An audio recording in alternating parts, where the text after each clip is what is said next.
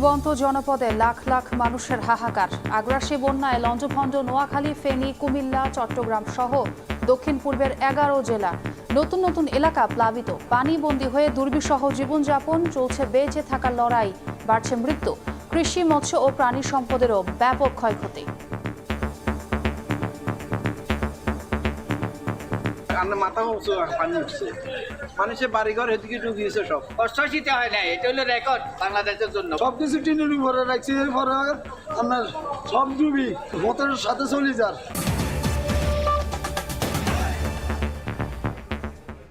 সকালের সময়ের সঙ্গে আছি আমি ছোয়া খন্দকার। ডুবন্ত জনপদে লাখ লাখ মানুষের হাহাকার। আগ্রাসী বন্যায় লঞ্চভঞ্জ, নোয়াখালী, ফেনী, কুমিল্লা, চট্টগ্রাম সহ দক্ষিণ পূর্বের 11 জেলা। কিছু জায়গায় পানির স্বল্প পরিমাণে কমলেও প্লাবিত হচ্ছে নতুন নতুন এলাকা। বন্যার সবশেষ খবর জানাতে এই মুহূর্তে নোয়াখালীর বেগমগঞ্জ এলাকায় আছেন রিপোর্টার আতাউর কাউসার এবং ফেনী শহরে আছেন রিপোর্টার আতিয়ার সজল। সরাসরি প্রথমে যাচ্ছি কাউসারের কাছে। আমার পেছনে যে দৃশ্যটি দেখতে পাচ্ছেন, এটি একটি মহাসড়ক, অর্থাৎ নোয়াখালীর বেগমগঞ্জ থেকে লক্ষ্মীপুরের দিকে যে সড়কটি গিয়েছে, এটি সেই সড়কের চিত্র। এই চিত্রটি দেখেই আসলে বোঝা যায় যে বন্যার এবং ভারী বৃষ্টিপাতের ফলে যে পানি জমে গিয়েছে এই যে বন্যা দুর্গত এলাকাগুলোতে, সেখানকার কি অবস্থা। কারণ এই সড়কটি, আমি এখানকার মানুষের সাথে কথা বলে যতটুকু জানতে পেরেছি, তারা জানিয়েছেন যে এই সড়কটি আশপাশের নিচু জমি থেকে অন্তত 3 ফুট উঁচুতে। তো সেই 3 ফুট উঁচু সড়কটিতে যদি পানি জমে থাকে, সেক্ষেত্রে নিচের যে জমিগুলো আছে এবং নিচে যে বাসভবন বা অন্যান্য দোকানপাট আছে, সেগুলোর অবস্থা সহজেই অনুমেয়। আমি ভেঙেই বলতে চাই যে অনেক অনেক জায়গা আমাদেরকে বলেছে এবং আমরা দেখেছি যে গলা সমান পানি।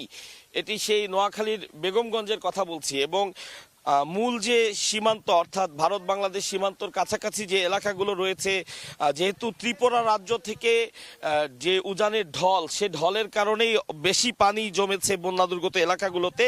তো সে জায়গাগুলোতে আসলে পানির পরিমাণ আরও অনেক বেশি। আমরা গতকালকে দিনভর ফেনীর বেশ কিছু জায়গায় গিয়েছি এবং আমরা দেখেছি যে সেখানে অবর্ণনীয় দুর্ভোগে পড়েছেন বন্যা দুর্গত এলাকার যে মানুষ রয়েছেন তারা। আমরা অনেক জায়গায় দেখেছি যে একতলা ভবনের পুরো একতলাই আসলে পানির নিচে, অনেকে ছাদে আশ্রয় নিয়েছেন এবং যে সকল টিনের ঘর রয়েছে, সে সকল টিনের ঘরে তো আর ছাদে আশ্রয় নেওয়ার সুযোগ নেই। তারা আশপাশের যে আশ্রয় কেন্দ্রগুলো রয়েছে, সে আশ্রয় কেন্দ্রে গিয়েছেন এবং সেই আশ্রয় কেন্দ্রগুলোতে আমরা খোঁজ নিয়েছি। তারা বলেছেন যে বিশুদ্ধ পানি এবং তাদের শুকনো খাবারের প্রচণ্ড সংকট রয়েছে। অর্থাৎ শুধুমাত্র পানিবন্দী জীবন বা পানির কারণে ঘর ছেড়ে চলে আসার যে কষ্ট, সে তার পাশাপাশি কিন্তু যুক্ত হয়েছে বিশুদ্ধ পানি এবং খাবারের যে সমস্যা, তা এখন যেমনটি দেখতে পাচ্ছেন, আমি একটু আগে যেমনটি বলছিলাম যে মূল সড়কেই যদি এই পরিমাণ পানি থাকে, তাহলে নিচু জমিগুলোতে কি অবস্থা। এখানে এখন একটি বাড়ির অংশ আমরা দেখতে পাচ্ছি, যেটি অনায়াসেই বোঝা যায় যে হয়তো 3 ফুট এখন পানির নিচেই রয়েছে এই ঘরটির। তো স্বাভাবিকভাবে এখানে কেউ এখন আর নেই। তারা পাশের যে আশ্রয় কেন্দ্র রয়েছে, এখানে আশপাশে যতগুলো প্রাথমিক স্কুল রয়েছে এবং যে সকল উঁচু ঘরবাড়ি রয়েছে, যে যেখানে পেরেছেন আশ্রয় নিয়েছেন। এবং আমরা দেখেছি যে মানুষের মধ্যে যে ভ্রাতৃত্ববোধ, সৌহার্দ্যবোধ এবং মানুষের প্রতি যে ভালোবাসা, তার একটি উজ্জ্বল নিদর্শন গত বেশ কদিন ধরে আমরা দেখতে পাচ্ছি। যে যেভাবে পারছে মানুষকে সাহায্য করছে, কেউ পানি দিয়ে, কেউ খাদ্য দিয়ে, কেউ আশ্রয় দিয়ে, প্রত্যেকে সাহায্য করছে, যেটি আসলে এই মুহূর্তে এই বানভাসী মানুষের জন্য সবচেয়ে বেশি প্রয়োজন, সেটি তারা করছেন। এবং একই সাথে দেশের বিভিন্ন অঞ্চল থেকে ত্রাণ নিয়ে আসছে। আমি গতকালকের কথা একটু বলতে চাই। আমরা গতকালকে ফেনী মহিপাল এলাকায় ছিলাম। ঢাকা চট্টগ্রাম মহাসড়কের মহিপাল অংশে বারৈয়ারহাট থেকে মহিপাল পর্যন্ত পুরো সড়কটি পানির নিচে তলিয়ে গেছে এবং যার প্রেক্ষিতে চট্টগ্রাম থেকে বারৈয়ারহাটের পরে আর কিন্তু ফেনীর দিকে আসার কোনো সুযোগই নেই। তাও আমরা দেখেছি যে যেভাবে পারছেন হেঁটে তারা বারৈয়ারহাট থেকে অন্তত 20 কিলোমিটার হেঁটে মহিপালের দিকে আসছেন। অবর্ণনীয় কষ্ট, দুর্ভোগ আমরা দেখেছি গতকাল। এটি হচ্ছে তুলনামূলক কম দুর্ভোগ। যে অংশটির কথা আমি বলছি, এর চেয়ে বেশি দুর্ভোগ পোহাচ্ছে যারা ফেনী 6টি উপজেলা, বিশেষ করে ছাগলনাইয়া এবং ওই দিকের আশপাশের যে সকল মানুষ রয়েছেন, যারা সীমান্তবর্তী কাছাকাছি এলাকার মানুষ, তাদের এখানে পানি অনেক বেশি পরিমাণে উঠেছে। এবং আমাদেরকে যতটুকু জানিয়েছেন অনেকে, যে আসলে অনেকে তাদের আত্মীয় স্বজন বা পরিবার পরিজনের কোনো খোঁজ পাচ্ছেন না, যেহেতু বানভাসী জলের কারণে বিদ্যুৎ বিভ্রাটের সৃষ্টি হয়েছে। সেই এলাকাগুলোতে আজকে 3-4 দিন ধরে বিদ্যুৎ নেই। স্বাভাবিকভাবে মোবাইল টাওয়ারগুলো কাজ করছে না। কেউ আসলে তাদের স্বজনদের খোঁজও নেওয়ার মতন কোনো উপায় নেই। আমরা রাজধানী সহ বাংলাদেশের বিভিন্ন এলাকা থেকে বিভিন্ন পরিচিত জনদের মাধ্যমে জানতে পেরেছি যে তারা তাদের আত্মীয় স্বজন বা পরিজনদের জন্য অত্যন্ত চিন্তিত, কারণ তারা তাদের কোনো খোঁজটিও পাচ্ছেন না। তারা এমনটিও জানতে পারছেন না যে তারা নিরাপদে তাদের আশ্রয় কেন্দ্রে পৌঁছাতে পেরেছেন কিনা। আমাদের সহকর্মী যারা আছেন, আমার সাথে যারা কাজ করছেন, অত্যন্ত অক্লান্ত পরিশ্রম করে তারা পরিপূর্ণ চিত্রটি ফুটিয়ে তোলার চেষ্টা করছেন। গতকালকে আমরা ড্রোন শটের মাধ্যমে ফেনীর দুর্গত এলাকাগুলো দেখিয়েছি, আমরা সেই ছবি নিয়েছি, যেটি হয়তো দর্শক এখন আপনারা দেখতে পাচ্ছেন। তো সে ছবিটা দেখতে পাচ্ছেন যে যেদিকেই চোখ যায় শুধু পানি এবং গাছপালা যা দেখা যাচ্ছে, এবং মাঝে মাঝে কিছু ঘরবাড়ি। এমন বেশ কিছু জায়গা রয়েছে যে জায়গাগুলোতে আসলে নৌকা দিয়ে যাওয়া ছাড়া আর কোনো উপায় নেই, এবং এই একটি জিনিসের সংকট আমাদের নজরে এসেছে। যেহেতু এটি আশপাশে খুব নদীবহুল কোনো এলাকা না, এখানে কিন্তু বড় ধরনের কোনো নৌকা আগে থেকে যে এখানে ছিল এমন নয় বিষয়টি। অনেককেই আমরা দেখেছি ঢাকা থেকে ট্রাকে করে নৌকা তারা ভাড়া করে নিয়ে আনছেন, এবং সেই নৌকা দিয়েই উদ্ধার কাজ চালাচ্ছেন, ত্রাণ কাজ চালাচ্ছেন। এবং আমরাও চেষ্টা করেছি যে কোনো একটি নৌকায় করে ভেতরে গিয়ে যতটুকু সম্ভব মানুষের দুর্ভোগ আসলে তুলে আনা যায়। তো আমরা দেখেছি যে এমন অনেক জায়গা আছে যেখানে নৌকা ছাড়া যাওয়ার কোনো উপায় নেই, যার কারণে সেই জায়গাগুলোতে যে সকল মানুষরা আটকে রয়েছেন অনেককেই সেই নৌকার অপ্রতুলতার কারণে তাদেরকে সেখান থেকে উদ্ধার করে আনা সম্ভব হয়নি। অনেকে বলছেন যে মূল সড়কের কাছাকাছি যারা আশ্রয় কেন্দ্রে আছেন বা যারা মূল সড়কের আশেপাশে কিছু বাসভবনে আটকা পড়েছেন তারা যত সহজে ত্রাণ পাচ্ছেন, যারা আরো ভেতরে অবস্থান করছেন তারা কিন্তু সেই ত্রাণটি অত সহজে পাচ্ছেন না। এবং আরেকটি জিনিস বলে রাখি যে ফেনীতে বেশ কিছু হাসপাতাল রয়েছে। আমরা গতকালকে গিয়ে দেখেছি যে হাসপাতাল থেকে বেশ কিছু রুগীকে এবং সদ্যজাত শিশুদেরকে সেখান থেকে উদ্ধার করে আনা হয়েছে সেই নৌকা দিয়ে। এবং আমরা দেখেছি সেনাবাহিনী, ফায়ার সার্ভিস এবং অন্যান্য যে সকল সরকারি সংস্থা বা বাহিনীগুলো রয়েছে তারা অক্লান্ত পরিশ্রম করছে। আমরা এমন বেশ কয়েকবার দেখেছি গতকালকে যে সেনাবাহিনীর হেলিকপ্টার দিয়ে সেই রিমোট প্লেস যেই প্লেসগুলো রয়েছে, যেসব জায়গায় আসলে নৌকা ছাড়া যাওয়ার কোনো সুযোগ নেই এবং নৌকার অপ্রতুলতার কারণে সেদিকে যাওয়া যাচ্ছে না, সেনাবাহিনী এক একটি বাসার ছাদের উপরে সেনাবাহিনীর হেলিকপ্টার থেকে ত্রাণ ফেলছে এবং লাইফ জ্যাকেট তারা ছুঁড়ে মারছেন। এভাবে করে তারা তাদেরকে যতটুকু সম্ভব সাপোর্ট দেওয়ার চেষ্টা করছেন। অর্থাৎ একটি জিনিস যদি যারা ত্রাণ কাজ চালাচ্ছেন তাদেরকে যদি উদ্দেশ্য বলতে চাই যে এই বানভাসী মানুষগুলো যে পরিমাণ দুর্ভোগ পোহাচ্ছে তাদের সাহায্য করতে হলে অন্যতম যে জিনিসটি প্রয়োজন সেটি হচ্ছে নৌকা তারা সাথে করে নিয়ে এসে সে নৌকায় করে গ্রামাঞ্চলে যে রিমোট এরিয়াগুলো রয়েছে যেখানে এই দুর্গতরা রয়েছেন যাদের কাছে আসলে পৌঁছানো যাচ্ছে না, তো যত বেশি সংখ্যক নৌকা যদি তারা নিয়ে আনেন সেক্ষেত্রে তারা কিন্তু তাদের কাছ পর্যন্ত পৌঁছাতে পারবেন। এছাড়া আরেকটু যদি বলি যে গতকালকে আমি যেমনটি বলছিলাম যে ফেনীর আশপাশে প্রচুর জায়গা আমরা দেখেছি, একটি জায়গাও কিন্তু পানি শূন্য এমনটি আমরা দেখিনি। যেই ঢাকা চট্টগ্রাম মহাসড়ক মহিপাল অংশে এটি কিন্তু অনেক উঁচু একটি জায়গা, সেই জায়গাটিও আমরা দেখেছি বেশ কিছু জায়গায় মূল যে মহাসড়ক সেই সড়কটিও ভেঙে গিয়েছে এবং প্রচণ্ড বেগে জোয়ারের পানি বাংলাদেশে বা মহিপালের পশ্চিম অংশে প্রবেশ করছে। তো এ ধরনের প্রচুর চিত্র আমরা দেখেছি। তো এর আরও ভালো বিষয় বলতে পারবেন আমাদের সহকর্মী রয়েছেন ফেনীতে, আতিয়া সজল। আমরা চলে যেতে চাই তার কাছে গেলে সেখানেকার যে দৃশ্য বা সেখানকার বর্তমান অবস্থা আমরা জানতে পারবো। যে অবস্থাটা তৈরি হয়েছে ফেনীতে গত এক সপ্তাহ জুড়ে, যে বন্যা পরিস্থিতির ভয়াবহ অবনতি, স্মরণকালের ভয়াবহ বন্যা ফেনী জুড়ে শুরু হয়েছে, সেই বন্যার যদি পরিস্থিতি আপনাদেরকে যদি বলি যে আমরা দেখতে পাচ্ছেন যে শহরের একটি সড়কে রয়েছি নাজির রোডে, সেখানে গতকালকেও দেখেন আরও 3 ফুট বেশি পানি ছিল, 3-4 ফুট, আজ কিছুটা কমেছে। এবং যদি পুরো ফেনী পরিস্থিতির কথা যদি বলি, আমরা আজ পর্যন্ত খবর পাচ্ছি ফেনীর ফুলগাজী, পরশুরাম, ছাগলনাইয়া এবং বিভিন্ন জায়গায় শত শত মানুষের বিভিন্ন আহাজারি, তারা শুধু তাদের স্বজনদের সন্ধান পাচ্ছে না, সন্ধান না পেয়ে তারা দিক বিদিক ছুটতে আছে, মানে কিভাবে তাদেরকে উদ্ধার করবে। তার কারণ হচ্ছে সবচেয়ে বড় সমস্যা হচ্ছে এই কয়েকদিন ধরে, গত 3-4 দিন ধরে ফেনীতে বিদ্যুৎ নেই বিভিন্ন জায়গায়, মানে ম্যাক্সিমাম 2-1টা এলাকা ছাড়া সব পুরো জেলা বিদ্যুৎ শূন্য। এবং বিদ্যুৎ না থাকার কারণে মোবাইলের যে টাওয়ারগুলো রয়েছে সেই টাওয়ারের নেটওয়ার্কও নেই, সেই নেটওয়ার্ক না থাকার কারণে একে অপরের সাথে যোগাযোগ করতে পারছে না, যে যেখানে আটকা পড়ছে সেই সেখানে কিন্তু আটকা পড়ে আছে, যার কারণে কিন্তু দুর্বিষহ একটি মানে মানুষ জনজীবন শুরু হয়েছে ফেনীতে। আর আপনাকে যদি বলি, গত সোমবার রবিবার থেকেই কিন্তু মূলত বাঁধ ভেঙে পানি প্রবাহিত হতে থাকে পুরো জেলা জুড়ে, এবং এই যে পানি অব্যাহতভাবে ফেনীর ফুলগাজী পরশুরাম দিয়ে একের পর এক লোকালয়ে প্রবাহিত হতে থাকে, সেই পানি কিন্তু আজ পর্যন্ত এখন বিভিন্ন নিম্নাঞ্চলে প্রবাহিত হচ্ছে। আপনাকে যদি বলি পুরো ফেনী জেলার চিত্র, সেক্ষেত্রে আমরা ফেনী শহরের শুধুমাত্র মহিফালের কিছু অংশ এবং টাং রোডের একটি অংশ থেকে ডিসি অফিস পর্যন্ত, জেলা প্রশাসন কার্যালয় পর্যন্ত সড়কটি রয়েছে, এটি ছাড়া পুরো ফেনী পানিতে তলিয়ে রয়েছে। এবং এরকম প্রত্যেকটি পাড়ার সড়ক, যে প্রতিটি সড়ক কিন্তু কোথাও হাঁটু পানি, কোথাও বুক পানি, কোথাও গলা সমান পানি, প্রত্যেক ঘরে ঘরে পানি উঠে গিয়েছে। মানুষের যারা নিচে বা বসবাস করে, বিশেষ করে তাদের কিন্তু ঘরের অর্ধেকের বেশি পানি, কোথাও ছাদ ছুঁই ছুঁই পানি, এভাবে অবস্থা শুরু হয়েছে। আরেকটা কথা যদি বলি, ফেনীর যে ব্যবসায়িক কেন্দ্রগুলো রয়েছে, তাকিয়া রোড, ইসলামপুর রোড, সেখানে কিন্তু শত শত যে ব্যবসায়ীদের, বড় বড় ব্যবসায়ীরা, পাইকারি যারা আড়তদার এবং মহিপালের বিভিন্ন আড়তদার, তারা যেটা বলছেন যে তাদের মালামাল ভিজে কোটি কোটি টাকার মালামাল নষ্ট হয়ে গিয়েছে। তারা আসলে গত 50 বা 60 বছরের মধ্যে, বা যার যে বয়স হোক না কেন, এই সময়ের মধ্যে এরকম বন্যার পানি এই অঞ্চলে মানুষ দেখেনি, যার কারণে কিন্তু মানুষের পূর্ব প্রস্তুতি ছিল না।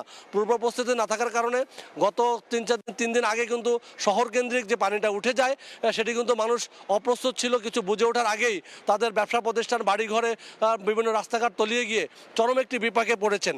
আর আপনাকে যদি বলি, গত শনিবার থেকেই কিন্তু বৃষ্টির কারণে এবং ভারতের উজান থেকে নেমে আসা যে পাহাড়ি ঢলের পানি, সেই পানি কিন্তু ফেনীর মুহুরী, কহুয়া, সেলুনিয়া সে নদীর পানি বৃদ্ধি পেতে থাকে এবং পর্যায়ক্রমে সেটি 200 সেন্টিমিটার উপর দিয়ে প্রবাহিত হতে থাকে। এবং আপনাকে যদি বলি, জুলাই মাসের প্রথম দফায় কিন্তু এই নদীর প্রায় 17টি স্থানে বাঁধ ভেঙেছিল। সেই বাঁধ ভাঙা অংশ কিন্তু ভাঙ্গাই রয়েছে, যার কারণে যখন পানি বাড়ে, পানি বাড়ার সাথে সাথেই কিন্তু ভাঙ্গা অংশ দিয়ে লোকালয়ে হু হু করে পানি ঢুকে খুব দ্রুত ছড়িয়ে পড়ে। এবং এর তৃতীয় দফায় কিন্তু এই বন্যাটি চলছে। এবং আপনাকে যদি বলি, এই মুহুরী নদীর বন্যা নিয়ন্ত্রণ বাঁধ, যে তিন নদীর নূর তীরে 122 কিলোমিটার বন্যা নিয়ন্ত্রণ বাঁধ রয়েছে, সেই বাঁধ ভেঙে প্রতি বছর একাধিকবার বন্যার কবলে পড়তে হয়। এবারও বন্যার কবলে পড়েছে। তবে অন্যান্য বছর যে একাধিকবার বন্যার কবলে পড়ে, সেক্ষেত্রে কিন্তু আমরা দেখেছি যে অল্প শুধুমাত্র ফুলগাজী পরশুরামের মধ্যেই সীমাবদ্ধ থাকে, সেটি 2 দিন 3 দিন পরেই হয়তো কিছুটা কন্ট্রোলে চলে আসে। কিন্তু এবার দেখেছি সেটা পুরোটাই একটি ব্যতিক্রম চিত্র দেখাচ্ছে। দেখতে পাচ্ছেন মানুষের বাসাবাড়ির মধ্যে অনেকের, যারা নিচতলার বিল্ডিংয়ে রয়েছে, তাদের জানলার উপরে বা অর্ধেকের বেশি পানি হয়ে তাদের বাড়িঘরের চরম দুর্ভোগ তৈরি হয়েছে। তাদের বাসাবাড়িতে পানি সংকট দেখা দিয়েছে। বিদ্যুৎ না থাকার কারণে তারা মোটর দিয়েও পানি উঠাতে পারছেন না। ঠিক তেমনি আবার কিন্তু তারা যে শুকনো খাবারের যে ব্যবস্থা নেই, গ্যাসের সংকট, মানে পানি বাড়ার কারণে কিন্তু গ্যাসের সংযোগও কিন্তু বিচ্ছিন্ন হয়ে রয়েছে, যার কারণে কিন্তু হাজার হাজার পরিবার বানবেতর জীবনযাপন করছে। সব মিলে কিন্তু দেখতে পাচ্ছেন যে শহরে নয়, পুরো জেলা জুড়ে একটি হাহাকার তৈরি হয়েছে। এবং আমরা দেখেছি গত 3-4 দিন ধরে মানুষের সাথে যোগাযোগ না থাকার কারণে, মোবাইল নেটওয়ার্ক না থাকার কারণে, বিদ্যুৎ না থাকার কারণে একে অপরের সাথে যোগাযোগ করতে পারছিল না, যার কারণে যারা দূর দূরান্তে রয়েছেন তারা তাদের স্বজনদের উদ্ধারে তারা ফেনীতে চলে আসছেন। এসে কিন্তু তারাও কিন্তু সেখানে পৌঁছতে পারছেন না। তারা বিভিন্নভাবে আবেদন জানাচ্ছে বিভিন্ন প্রশাসনের কাছে, বিভিন্ন সংগঠনের কাছে, স্লো। এরপরে কিন্তু দেখা গেছে যে এভাবেই কিন্তু আমরা দেখতে পাচ্ছি যে কিন্তু মানুষ হাহাকার তৈরি হয়েছে তাদের উদ্ধারের জন্য। কিন্তু অনেকে কিন্তু তাদের আটকে পড়া স্বজনদের উদ্ধারের জন্য বিদেশ থেকেও চলে আসছে। কিন্তু বিদেশ থেকে চলে এসে কিন্তু আমরা দেখতে পাচ্ছি যে এখানে এসে তারা কোনোভাবেই সেই জায়গায় যেতে পারেনি, উদ্ধার করতে পারেনি। গত কয়েকদিন, গতকাল থেকে যদিও বৃষ্টি নাই, এর আগে কিন্তু একদিকে যেরকম পানি বেড়েছে, অনেকে কিন্তু ঘরের ছাদে আশ্রয় নিয়েছে। কিন্তু ছাদে আশ্রয় নিয়েও তারা কিন্তু নিরাপদে ছিল না। তাদের শিশু সন্তান, বয়োবৃদ্ধ নিয়ে সেখানে বৃষ্টিতে ভিজতে হয়েছে। অনেকের যে আমরা দেখেছি টিনের পর্যন্ত, যে চাল পর্যন্ত তলিয়ে গিয়েছে, টানের চালে আশ্রয় নিয়েছে, মানুষ গাছে আশ্রয় নিয়েছে।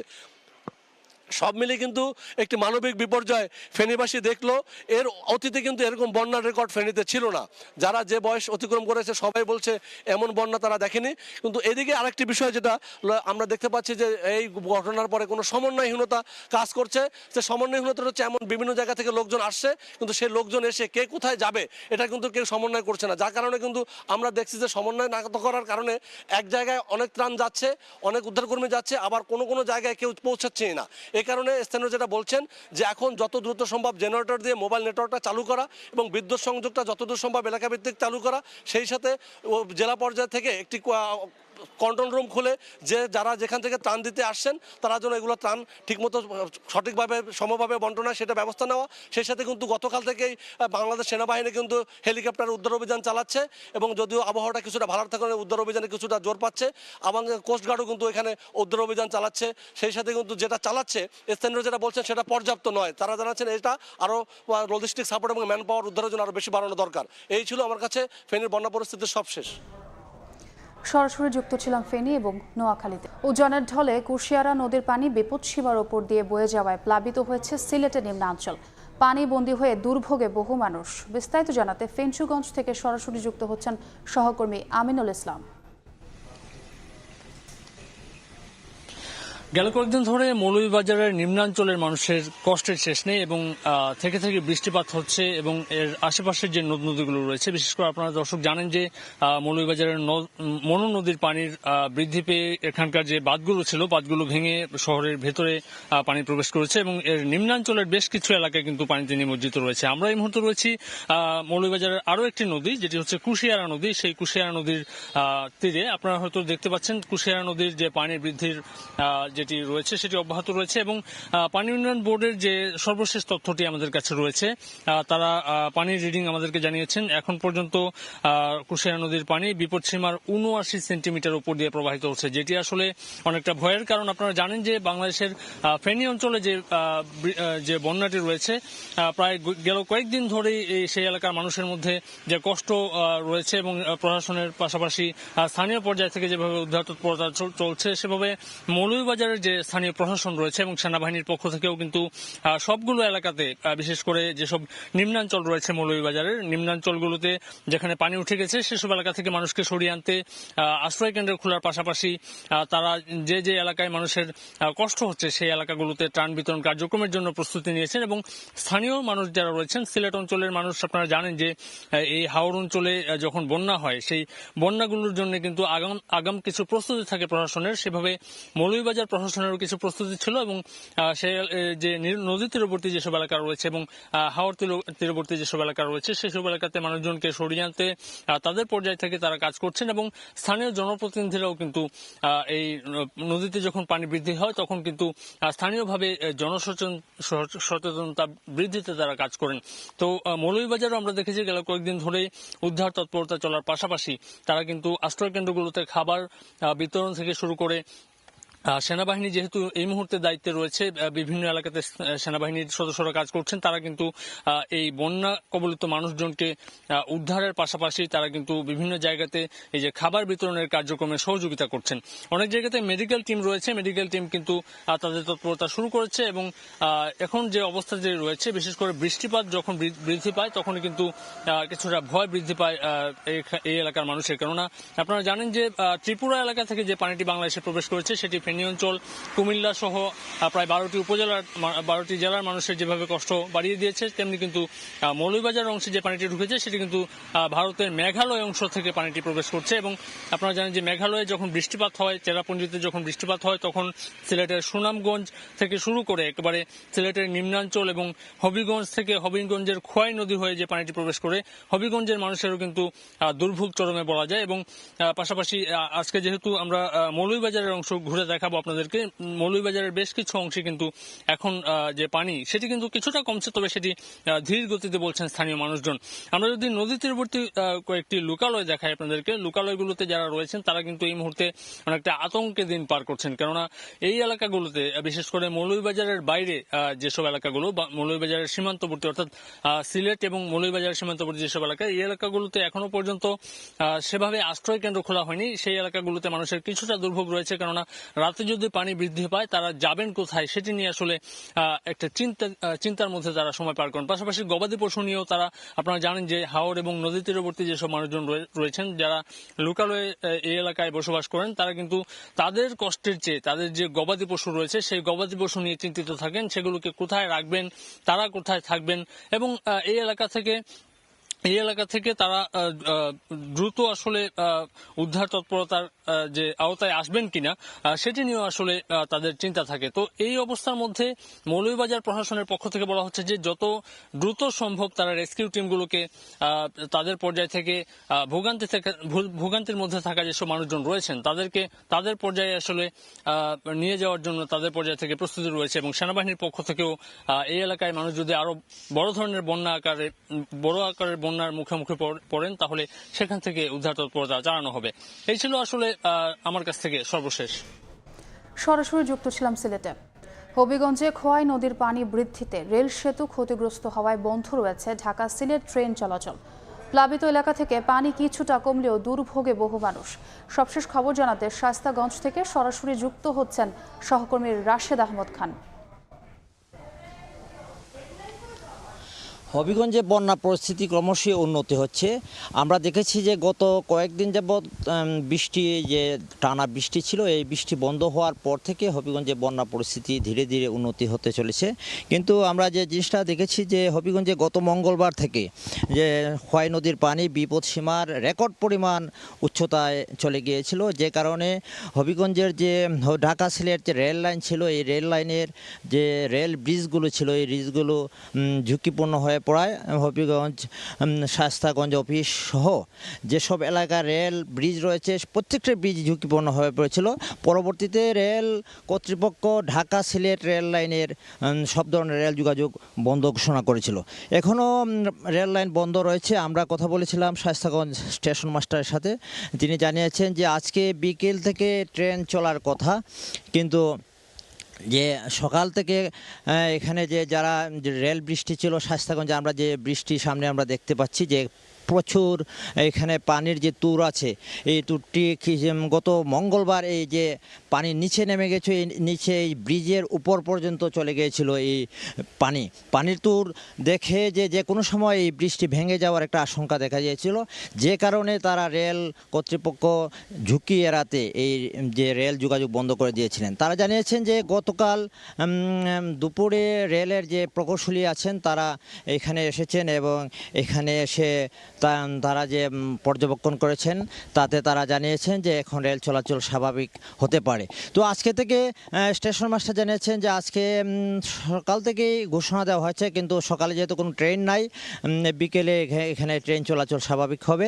এবং আমরা দেখেছি যে খোয়াই নদীর যে পানি, এই পানি গত মঙ্গলবার থেকে এখানে যে পানির যে তুর রেকর্ড পরিমাণ পানি এখানে দেখা দিয়েছিল এবং খোয়াই নদীর বেশ কয়েকটি স্থানে ভাঙ্গন দেখা দিয়েছে। এই ভাঙ্গনের ফলে নিম্নাঞ্চল যেগুলো আছে হবিগঞ্জের জালালাবাদ সহ যে আশেপাশের যে গ্রামগুলো আছে এই গ্রামগুলো তলিয়ে গিয়েছিল।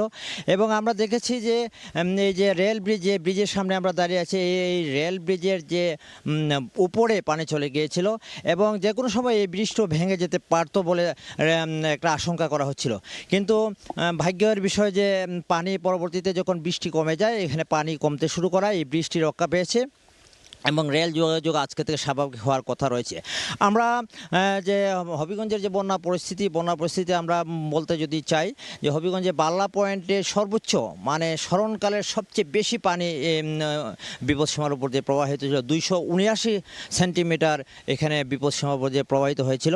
এবং এই কারণে হবিগঞ্জের যে বিভিন্ন পয়েন্ট আছে, মাসুলিয়া পয়েন্ট, তারপর শায়েস্তাগঞ্জ পয়েন্ট, সব পয়েন্টে পানি বিপদসীমার রেকর্ড পরিমাণ উচ্চতা চলে গিয়েছিল। এবং হবিগঞ্জের যে শহর রক্ষাবাদ, এই শহর রক্ষাবাদ একটি চরম ঝুঁকির মধ্যে ছিল। শহর রক্ষাবাদের অন্ততপক্ষে 5টি বা 6টি জায়গায় যে ঝুঁকিপূর্ণ ছিল। এই ঝুঁকিপূর্ণ অবস্থার কারণে নির্ঘুম রাত কাটিয়েছেন শহরবাসী এবং সারা এই 3 দিন 4 দিন হবিগঞ্জবাসীর জন্য একটা আতঙ্কের দিন ছিল।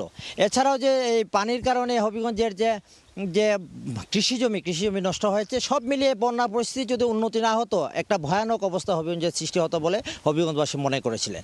এই ছিল আজকে বন্যা পরিস্থিতির সর্বশেষ। সরাসরি যুক্ত ছিলাম হবিগঞ্জে। নোয়াখালীতে পানি বন্দী হয়ে দুর্ভোগে রয়েছেন হাজার হাজার মানুষ। সর্বশেষ পরিস্থিতি জানাতে জেলা প্রশাসকের কার্যালয়ের সামনে আছেন রিপোর্টার সাইফুল্লাহ কামরুল। সরাসরি চলে যাচ্ছি তার কাছে।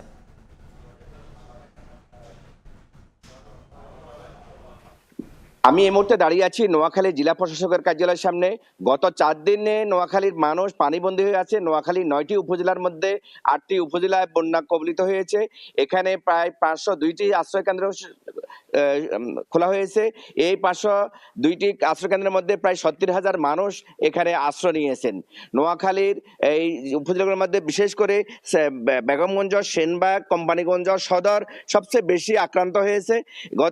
গতকাল থেকে আজকে বৃষ্টি না হওয়ার কারণে নোয়াখালীর মানুষের মাঝে কিছুটা স্বস্তি থাকলেও ফেনীর কিছু পানি এই সেনবাগ দিকে আসছে। এইদিকে গতকালকে গণতন্ত্র বাংলাদেশ সরকারের যুব ক্রীড়া ও শ্রম কর্মসংস্থানের উপদেষ্টা আসিফ মাহমুদ সজীব ভুঁইয়া নোয়াখালী সফর করেছেন। নোয়াখালী ত্রাণ বিতরণ এবং সব বিষয় নিয়ে নোয়াখালী জেলা প্রশাসনের সাথে মত বিনিময় করেছেন। এছাড়া কৃষি বিভাগ যে জানিয়েছেন প্রায় 4,686 হেক্টর আমনের বীজতলা সম্পূর্ণ নষ্ট হয়েছে। আবাদকৃত আমানের প্রায় 26,900 হেক্টর জমি নষ্ট হয়েছে। আউশের 5,377 হেক্টর জমি নষ্ট হয়েছে। বিভিন্ন স্থান থেকে বিপুল পরিমাণ ত্রাণ আসছে, কিন্তু এখানে যে বিষয়টি দাঁড়িয়েছে সেটি হচ্ছে সমন্বয়ের অভাবে বা যোগাযোগ ব্যবস্থার কারণে এলাকাগুলোতে, রিমোট এলাকাগুলোতে ত্রাণ সেভাবে যাচ্ছে না। তবে আসার কথা হলো যে এখানকার মানুষ প্রচুর পরিমাণ এই বন্যাকে মোকাবিলা করার জন্য প্রস্তুত রয়েছে। আজকে এখন কিছুক্ষণের মধ্যে স্বাস্থ্য উপদেষ্টা নুরজাহান বেগম নোয়াখালী পরিদর্শন করবেন। বন্যা অবস্থানে নিয়ে তিনি বিভিন্ন ব্যবস্থা নেবেন। এছাড়া বিএনপির স্থায়ী কমিটির সদস্য সহ বিভিন্ন রাজনৈতিক দলের নেতৃবৃন্দ নোয়াখালীতে আসছেন। নোয়াখালীর মানুষ এই বন্যাকে মোকাবিলা করার জন্য সর্বাত্মকভাবে প্রস্তুতি গ্রহণ করছে। এখানে পর্যাপ্ত শুকনার খাবার ব্যবস্থা থাকলেও এখানকার কিছু অসাধু ব্যবসায়ী এখানে যে শুকনো খাবারগুলো এগুলো দাম বৃদ্ধি করেছে।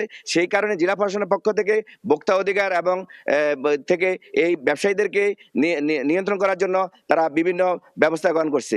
নোয়াখালীর অধিকাংশ রাস্তাঘাট চলাচল অবস্থা অনেক খারাপ হওয়ার কারণে এখানকার মানুষ পর্যাপ্ত ত্রাণ বিভিন্ন স্থানে তারা পৌঁছাতে পারছে না।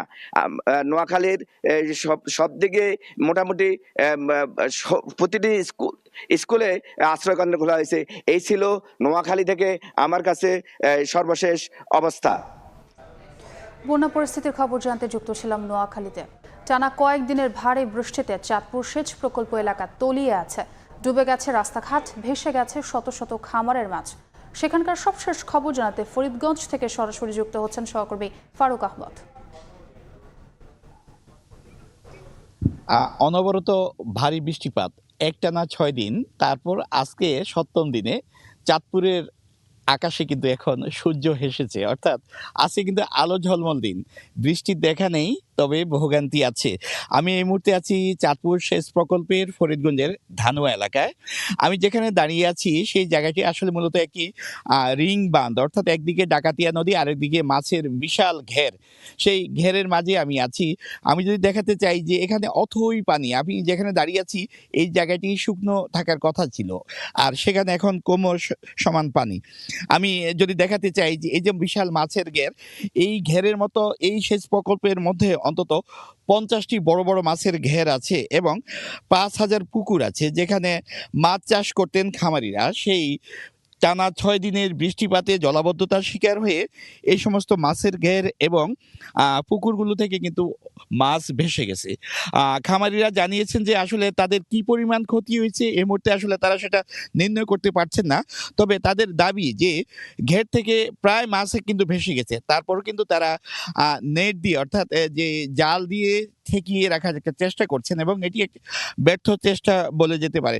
তারপরও কিন্তু তাদের চেষ্টার কিন্তু কমতি নাই। তার আগে কিন্তু বড় ধরনের ক্ষতি হয়ে গেছে।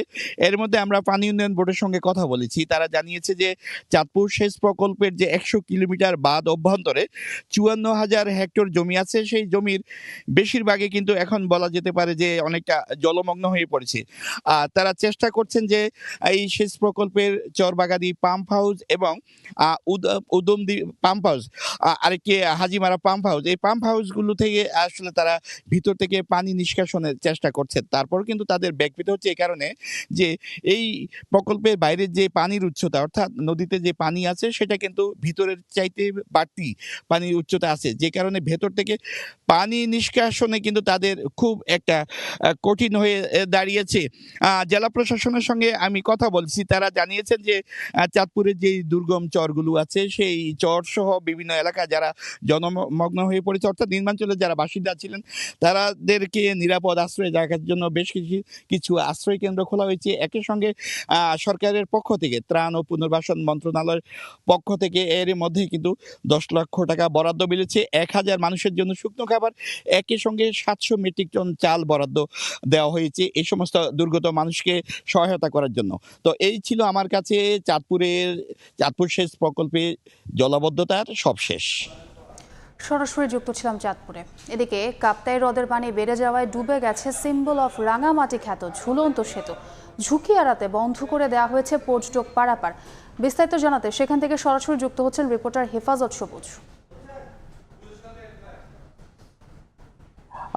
টানা কয়েকদিনের বর্ষণে অর্থাৎ এক সপ্তাহের বর্ষণে কাপ্তাই হ্রদের পানি বৃদ্ধি পেয়েছে। আর কাপ্তাই হ্রদের পানি বৃদ্ধি পাবার কারণে রাঙামাটি পর্যটন শিল্পের যে আইকন বলা হয়, যে ঝুলন্ত সেতু, সেই ঝুলন্ত সেতুটি আসলে পানিতে, কাপ্তাই হ্রদের পানিতে ডুবে গেছে। আমরা যদি আপনাদের একটু দেখানোর চেষ্টা করি, যে আপনারা হয়তো দেখতে পাচ্ছেন যে কাপ্তাই হ্রদের যে উপরে যে দুটি পাহাড়কে সংযুক্ত করার জন্য রাঙামাটি পর্যটন কর্পোরেশন, বাংলাদেশ পর্যটন কর্পোরেশন যে সেতুটি নির্মাণ করেছিল, সেই সেতুটির উপরে এখন প্রায় 2 ফিটের মতো পানি জমে আছে, যার কারণে এখানকার যে আকর্ষণ, আমরা দেখেছি যে এই ব্রিজ দেখার জন্য প্রতি বছরে প্রচুর পর্যটক এখানে আসেন।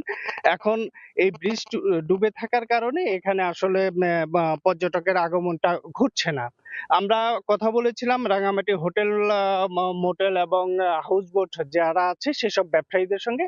তারা বলেছেন যে মূলত রাঙামাটিতে পর্যটকরা ঘুরতে আসেন, তার প্রধান আকর্ষণীয় হলো যে এই ঝুলন্ত সেতু। এই ঝুলন্ত সেতুটা ডুবে থাকার কারণে এখানে আসলে পর্যটকের যে ভাটা পড়বে, এতে তারা ব্যবসায়িকভাবে ক্ষতিগ্রস্ত হওয়ার একটা শঙ্কা করছে। একই সাথে তারা আমাদেরকে একটি কথা বলেছেন, যেটা হলো যে এই ঝুলন্ত সেতুটি যেহেতু আসলে প্রতি বছরই কাপ্তাই হ্রদের পানি বাড়ার সাথে সাথেই ডুবে যায়, সেক্ষেত্রে এই সেতুটিকে সংস্কার করে বা আরো আধুনিকায়ন করে সেতুটিকে আসলে যাতে সারা বছর পর্যটকরা ঘুরতে পারেন সেই বিষয়টি যাতে রাখা হয়, সেই দিকে আসলে প্রশাসনের দৃষ্টি আকর্ষণ করেছেন। আমরা আরেকটি বিষয় এখানে দেখতে পাচ্ছি, সেটা হলো যে আসলে ঝুলন্ত সেতু যেহেতু এখন ডুবে আছে, পাশে একটি সাম্পান আছে, এই সাম্পান দিয়ে যায় যে সকল পর্যটকরাই আসলে আসে, তারা এই সাইড থেকে এক প্রান্ত থেকে অন্য প্রান্তে যাবার চেষ্টা করেন, এবং এইভাবে আসলে বর্তমানে রাঙামাটিতে যে ঝুলন্ত সেতুতে পারাপার হচ্ছেন। আরেকটি বিষয় জানিয়ে রাখি যে রাঙামাটির এই ঝুলন্ত সেতুতে কাপ্তাই হ্রদের যে পানির লেভেল, এখন বর্তমানে কাপ্তাই হ্রদের পানির লেভেল আছে 106 MSL, যেটা আমরা কাপ্তাই জলবিদ্যুৎ প্রকল্প থেকে জেনেছিলাম। এই 106 MSL পানি হলে কাপ্তাই হ্রদের এই ব্রিজটি ডুবে যায়। তো মোটামুটি এই ছিল কাপ্তাই হ্রদে ঝুলন্ত সেতু ডুবে যাওয়া নিয়ে আমার কাছে সর্বশেষ। সরাসরি যুক্ত ছিলাম রাঙামাটিতে।